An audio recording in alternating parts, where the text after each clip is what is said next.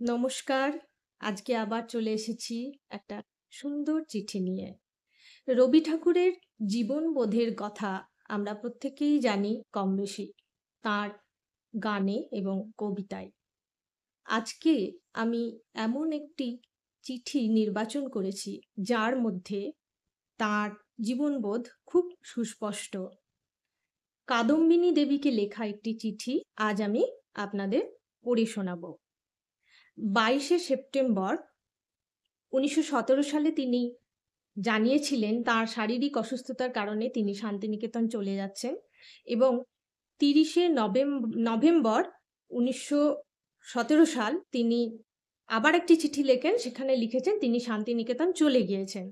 এর পরে অর্থাৎ ঠিক এর 40 দিনের মাথায় 9ই জানুয়ারি 1918 সালে তিনি কাদম্বিনী দেবীকে যে চিঠি লিখছেন তার মানে তার যে লেখার বিষয় সেটা পড়ে মনে হয়েছে যে কাদম্বিনী দেবী এর মাঝে হয়তো তার জীবনের কিছু কথা তুলে ধরে চিঠি লিখেছিলেন রবীন্দ্রনাথ ঠাকুরকে, তাই তিনি তার উত্তর দিচ্ছেন। আসুন পত্রটি পড়ে শোনায়। কল্যাণী আসু, সুখ দুঃখের ঢেউ কাটিয়েই তো আমাদের জীবন বয়ে নিয়ে চলতে হয়। এই কথাটা সর্বদা মনে রাখতে হবে। সেই ঘটনাগুলোই চরম সত্য নয়। ব্যথা এড়াবো এমন সাধ্য আমাদের নেই, কিন্তু তাকে সত্যরূপে গ্রহণ করব, এটা আমাদের সাধনার কাজ। যিনি চিরন্তন, তাকে যদি দৃঢ় নিষ্ঠার সঙ্গে মনের মধ্যে রাখতে পারি, তাহলে যা চঞ্চল সে আমাদের আর আঘাত করতে পারে না। আমরা নিজেকে যখনই বড় করে দেখি তখনই নিজের ভার অত্যন্ত বেড়ে ওঠে।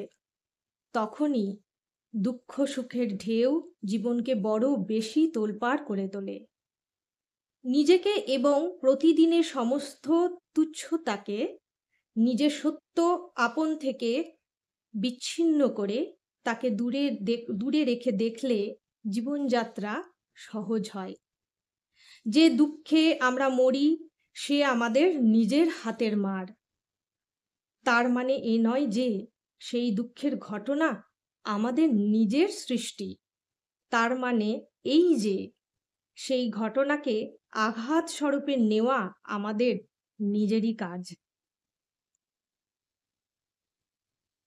ব্যাস, এইটুকুই লিখেছেন।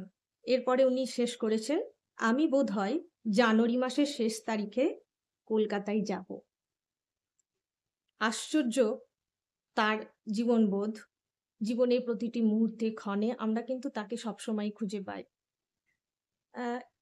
হিসেব করে দেখতে গেলে কথাটা কত গভীর। আমরা দুঃখ কেন পাই, সুখ কেন পাই, সবকিছুই আমাদের কোথাও একটা বোধ, আমাদের ভিতরের, আমাদের ভেবে নেওয়া, আমাদের নিজের করে নেওয়া, সেই দুঃখ হোক বা আনন্দ হোক, তবেই তো সেটা আমরা অনুভব করি। এত সুন্দর জীবনবোধ যে মানুষটির, সেই মানুষটির চিঠি বারবার পড়তে ভীষণ ভালো লাগে। তাই মাঝে মধ্যে আপনাদের কাছে চলে আসি, একটা করে চিঠি পাঠ করি। নিজের ভালো লাগা জন্য পড়ি ঠিকই, কিন্তু কিছু কিছু সময় মনে হয় কিছু ভালো লাগা সবাইকে যদি জানাতে পারতাম খুব ভালো লাগতো। জানি সবার সব রকম আলোচনা ভালো লাগে না, সবাই সব রকম কিছু জানতে চায় না, কিন্তু আজকের এই যে ভিডিও বা তার যে আলোচনার বিষয়, সেটা যাদের যাদের ভালো লাগবে আজকের ভিডিওটি আমি তাদেরকেই উৎসর্গ করলাম। ভালো থাকবেন সকলে। আজ তবে আসি।